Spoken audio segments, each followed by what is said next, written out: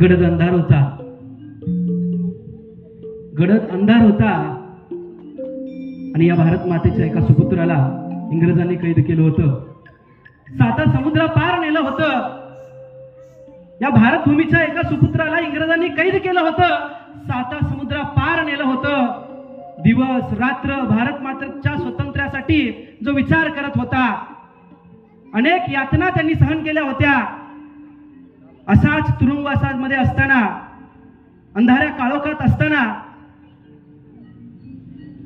त्या भारत भूमीच्या लेकराला आपल्या भारत मातेची आठवण येते.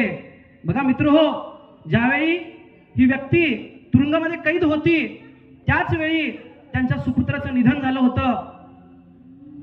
एका बापाला आपल्या लेकाच्या मृत्युमुखी पडलेल्याची खबर देखील नव्हती आणि त्याच वेळेस हा बाप आपल्या देशाच्या स्वातंत्र्यासाठी अनेक यातना 7 समुद्रापार सहन करतोय. किती दयनीय अवस्था असेल. आणि याच भावनेतून, याच यातनेतून समोर जो असेल त्याच्याशी स्वातंत्र्यवीर विनायक दामोदर सावरकर बोलत आहेत, समुद्राशी बोलत आहेत आणि म्हणतायत काय, ने मजसी ने परत मातृभूमीला, ने मजसी ने परत मातृभूमीला.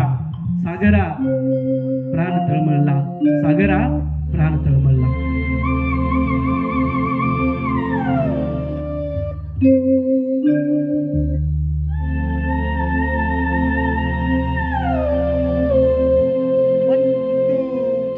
ने मजसी ने परत मातृभूमीला,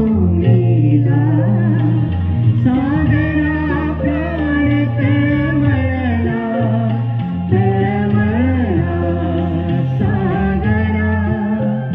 ने मजसी ने परत मातृभूमीला.